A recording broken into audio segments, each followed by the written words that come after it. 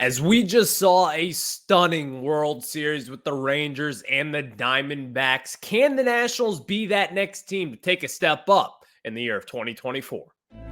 You are Locked On Nationals, your daily Washington Nationals podcast, part of the Locked On Podcast Network, your team every day.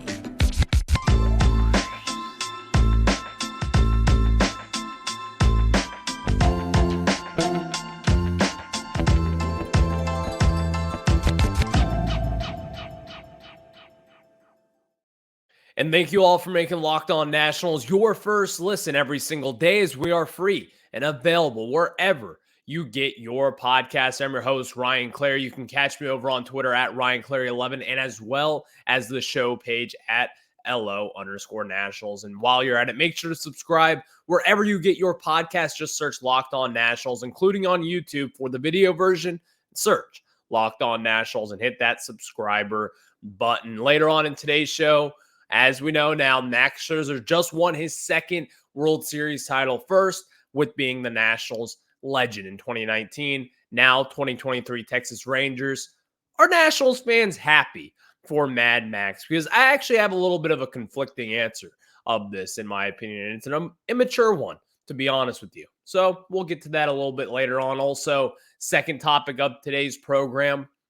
This is something I actually saw the Locked On Mariners guys kick around a little bit the other day, and they were kind of talking about, is their payroll holding them back? And well, it's a tricky answer. We'll get to that a little bit later on as far as the Nationals go and what their payroll is at right now. But let's get into Nats in 2024, because yesterday, obviously, all throughout this World Series, we saw two teams, the Diamondbacks and the Rangers, both whom not many people expected to be in the postseason whatsoever this year, let alone being in the World Series. And now the Texas Rangers, former Washington Senators, are now World Series champions for the first time in their franchise's history. And first and foremost, it was a great series. But here's the thing.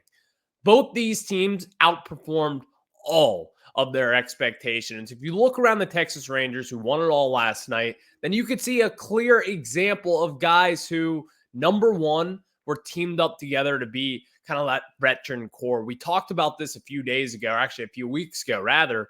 And there's two different ways to kind of build a baseball team, in my opinion. And number one, the way is you can really just pay and spend on a big core and surround that cast with a bunch of prospects, in which this case, that's what the Rangers did. They signed Marcus Semien to a massive contract last year. They signed Corey Seager to a massive contract just last year. Both those guys coming up big down the stretch in the World Series. Corey Seager winning World Series MVP. And if you look back at the 2019 Nationals run, we kind of did a little bit of both ways, you could say. The Nationals, they had Juan Soto. They developed all the different guys, Steven Strasburg, whether it be signing Kurt Suzuki, all those big name guys, drafting Anthony Rendon, trading for Trey Turner, signing Max Scherzer. There's a lot of different ways you could talk about with the Nationals go, but the Texas Rangers, they signed their core here.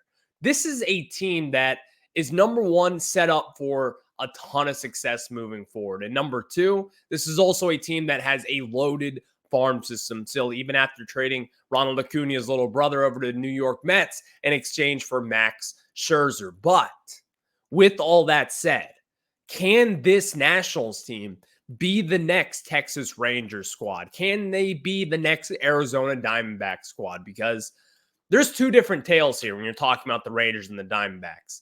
We just went through the Rangers and kind of how they built themselves up. They've spent a ton of money. They've out-eluded a ton of assets, trading away farm system guys, all sorts of things in order to win right here and right now. But the Arizona Diamondbacks, for example, their payroll is also in the bottom third of baseball, including with the Washington Nationals. This is a team that is built through their farm system, which, by the way, the Nationals just signed Danny Haas, who was a big-time scout in that Arizona Diamondbacks organization, who has highly touted talent as like a Corbin Carroll or a Zach Gallen, someone along those lines. Those were what the Arizona Diamondbacks were just this year. So as far as building goes, and as far as where this Nationals team stands, you can make a case as to why this Nationals team could be a postseason team in 2024.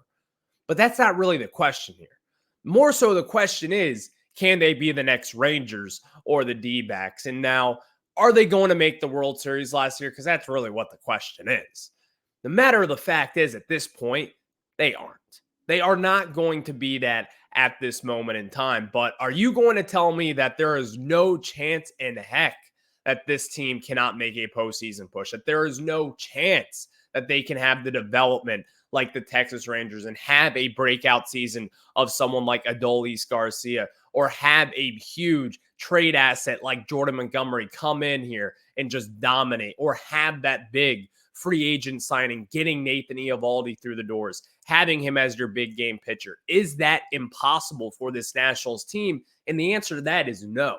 I just don't think right now, with the talent that we have on this Major League roster coming up here soon, whether it be Dylan Cruz, James Wood, Brady House, Cade Cavalli, all those different guys, yes, they are very talented, but also we're still so damn young. And yes, you did see Texas Rangers superstar Evan Carter, one of the top prospects in all of baseball, someone who has been ultra impressive throughout his duration of this 2023 season. Yeah, he played a big role in yesterday's game. He played a big role throughout the postseason for this team, hitting the ball in really multiple different areas. When it came back to the Rays series and the wild card, you couldn't keep him off the base path there. Then, as well as the ALDS and the ALCS against the Astros. So many different scenarios in which this Rangers team came through. But at this moment in time, the Nationals just simply, they don't have really the talent that the Texas Rangers have. And it's because I think one thing is kind of holding this team back. It's having that superstar. They went and got their superstar when it came to Corey Seager. Now, the Nationals, they have an opportunity to kind of build it through a little bit of a different way with guys like James Wood and Dylan Cruz, because I think both those guys have larger ceilings than someone like an Evan Carter or even a Wyatt Langford. I think the Nationals could someday get down to that point, but they're not going to have that veteran presence, someone who has been a World Series MVP with the Los Angeles Dodgers, someone who has had some of the most clutch postseason moments in all of baseball history when it comes to Corey Seager. We just don't have that at this moment in time. And if the Nationals did, it would certainly make me feel a lot better. But even then, would that get us over the hump to even contend in a postseason series at this point? And at this moment in time, I can't say that that will. I like CJ Abrams a lot. I like him so much, in fact. But the kid's 22 years old. He's still got a lot of time to develop. He's still got a lot of things to learn. The time is going to come for this Nationals team. It truly will. I always have believed in that. And I think that will be coming hopefully sometime soon over the next few years. But in 2024, I don't think the Nationals can get there at this moment.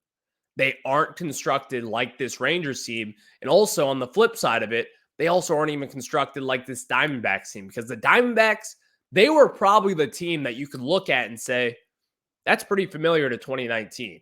They had a lot of older vets, Evan Longoria, who's been around the game. They have a lot of younger players as well, Ketel Marte, Corbin Carroll, similar to that Juan Soto and Victor Robles tandem in the outfield there. But you get the point.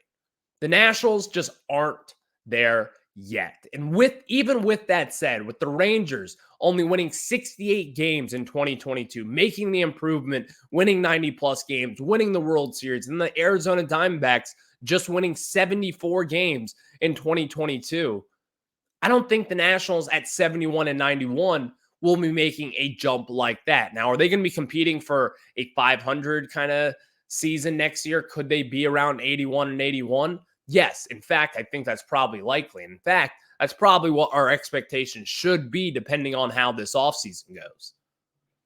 But with all that said, the Nationals just aren't there yet. And it's okay. It's going to take some time. It's going to take a process. We know this. We've been through the process. We've trusted the process. It's going to take some time. It's not going to happen like this Diamondbacks team and like this Rangers team. Now, is it possible? Of course it's possible. Of course the Nationals can surprise us. Of course you can have many different ways in order to build this team and kind of do the right thing about it.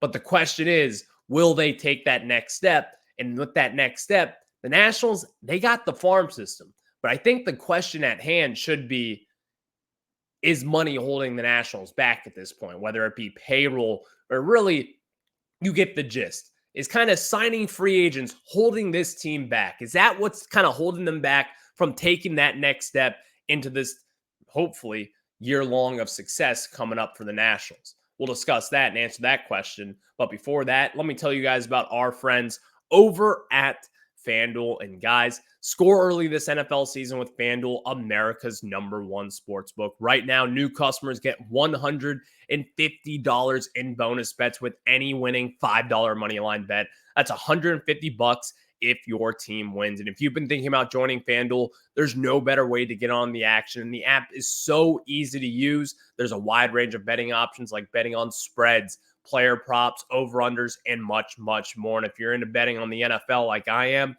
you know to bet against the Commanders going up to New England this weekend, facing Bill Belichick against a first-year starting quarterback. I know the record on him.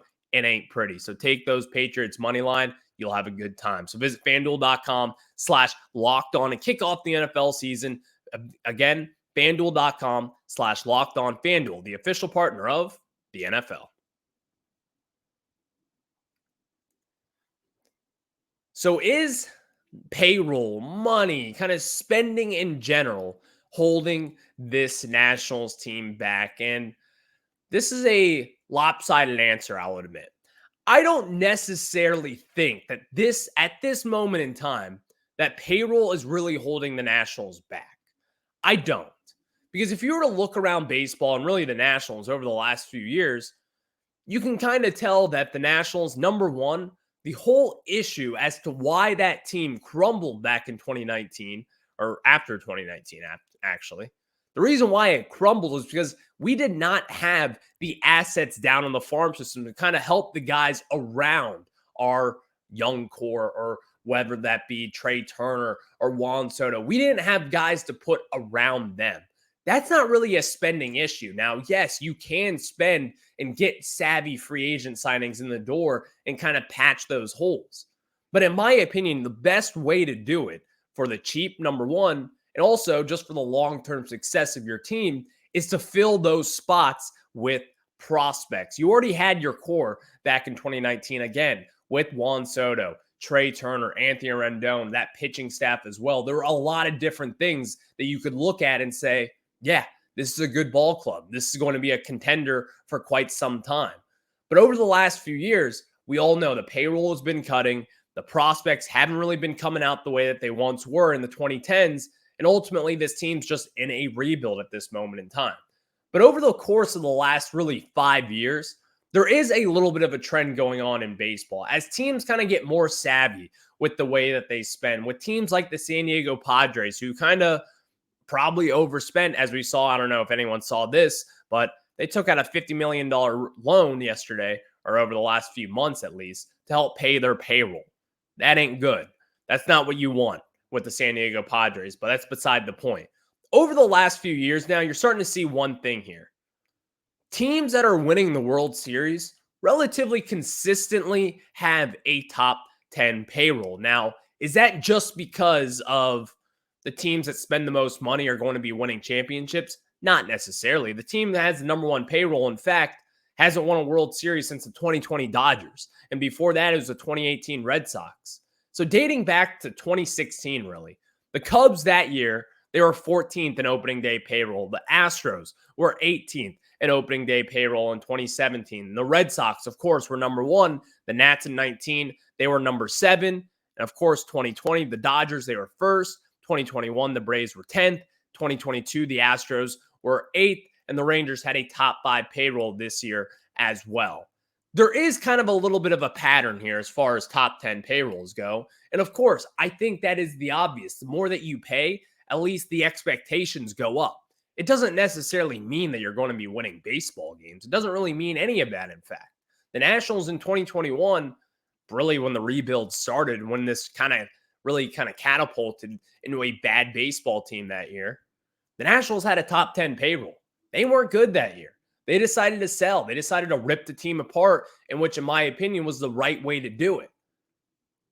But you also see this trend now, though, that Major League Baseball, over the last 5 years, teams with a top 10 payroll, rather, are more likely to win the World Series. It just is what it is. Having that opening day payroll inside that top 10, kind of just allocating assets in the right way, spending money the right way. Because you can make the case, the San Diego Padres, who had a massive payroll really for the market that they're in, you can make a case that that was dumb. They didn't even make the postseason this year. They spent huge on Xander Bogaerts. It's someone that they didn't really even need, in fact. They spent on Juan Soto, and not really with dollars, but their entire farm system. They gave up the top half of their farm system for a 22-year-old generational talent. Now, is that smart? Sure, you could say that, of course. But also, you didn't make the playoffs. You did last year. You didn't really do too much with it. So you can look around baseball and say, well, you don't have to have a top 10 budget. You don't have to have a top 10 payroll in order to make the World Series. And yes, that is true. But the trend is you kind of have to. We've seen that now over the last 5 years. Top 10 payrolls will get you wins. And if you look across baseball as well, it's not even just about the payroll. It's about home runs. The game has kind of changed over the last few years, in my opinion. The game has really just changed a lot. You look at the Texas Rangers and really what they have done. Number one, the best offense in the American League. I would say in all of Major League Baseball, but that belongs to the Atlanta Braves. They were the best offense all year. They were just stacked 1 through 9. But the Texas Rangers, they got it done. Adolis Garcia, who's kind of, another former St. Louis Cardinals prospect who got traded away for nothing back in the day, similar to what Lane Thomas did from the Cardinals. Look what he did this World Series. He probably could have won World Series MVP if it wasn't for that back injury in Game 4 of the World Series. There are different ways in which you can get back to contending. See what the Rangers did. See what the Arizona Diamondbacks did. Kind of culminate all different things here of this podcast today, opening up about the Rangers and opening up about the Diamondbacks. There's two different tales here. A team with a bottom third payroll who kind of rode this magic carpet ride and really who were in it until the very end of the 9th inning in Game 5 of the World Series. There's a lot of different ways to do this. But looking at the proof in the pudding, yes, it does mean something to have that top payroll. It doesn't mean everything. You can make the postseason. You can win games in October and still have a low budget payroll. But the matter of the fact is, number one, this game is about power. This game is all about home runs, getting your opportunities and taking advantage of them. It's about that slugging number that you see on your box score. That is what baseball is about nowadays. But the number two, it's also a little bit about superstars. The superstars that you've seen over the last few years, winning that World Series and really kind of the unfair balance, you could say, of a team like the Astros last year with Jose Altuve and Alex Bregman and all of the other stars who are on that team. Jeremy Pena, who seemed to be a blossoming flower this time last year in October. Those are the guys that really can kind of catapult your team and take them to that next level. In 2021 with the Braves, I don't need to cover it. We've talked about that team a lot here. They were a good one. 2020 with the Dodgers, they were a great one. 2019 with the Nationals, they were also a great team filled with superstars. There's multiple different ways and avenues that the Nationals could take to getting back to competing. It's just a whether of if they'll be able to spend and kind of stay in line and hopefully, just hopefully contend to get back into this postseason. Max Scherzer won his second ring of the World Series last night. Let's get into that because, as I said, I kind of have some mixed feelings about it. And again, before I get into that, I'll just tell you this. I'm very immature. I'll talk to you after this. And now we get back into it as Max Scherzer winning his second World Series title, first since 2019 with the Washington Nationals. And the topic at hand is, are you happy for Max Scherzer? I sit here today, November 2nd, 2023, Am I happy for Max Scherzer? Sure. Did I want to see him win another World Series? No. The reason as to why I don't, again, I'm immature. Not that mature at all. Very immature, in fact. I don't want to see Max Scherzer or any of those core Washington Nationals happy anywhere else. I said it. It's stupid. I know. I'm petty. I'm Tom Petty. I get it. But also with this fact, I want them to be happy with us. I want Max Scherzer to be a Washington National. That's not what I can get. I understand that. He is no longer a Washington National. He likely will not be a Washington National yet again. But here's my take on it. This is why I don't want to see Max Scherzer, why I wasn't necessarily rooting for Max Scherzer to begin that World Series. The reason as to why that is, I want Max Scherzer to go into Cooperstown, the Baseball Hall of Fame, the mecca of baseball. I want him to go in with a Washington Nationals hat on his forehead. I don't want to see an MLB logo, let alone I don't want to see a Texas Rangers logo. Now, is he going to go in as a Texas Ranger over a Washington National or even over a Detroit Tiger? No, I don't think that's the case.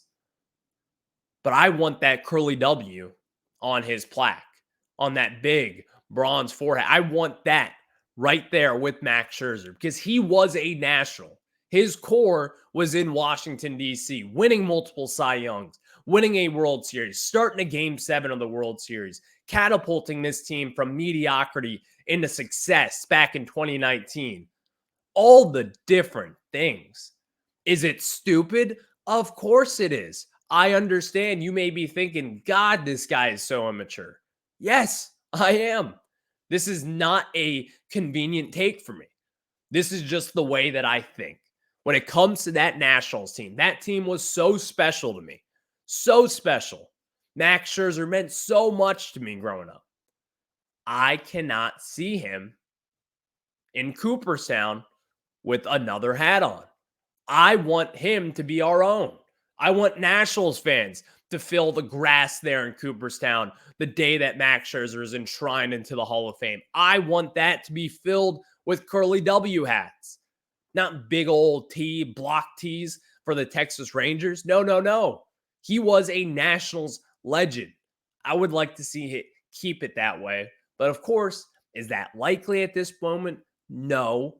But we'll have to wait some time. Likely, 6-7 years until Max Scherzer retires. I guess we'll find out. And then after that, he'll be a first ballot Hall of Famer, no matter what. Thank you guys for making Locked On Nats your first listen every single day. And of course, we're free and available wherever you get your podcasts. I'll catch you guys on the flip side. We'll talk some more Nationals as the offseason march continues. Officially, baseball season is over. It's a sad time now in this dark day here in DC. But we'll catch you guys here on a new episode of Locked On Nationals tomorrow. I'll catch you on the flip side.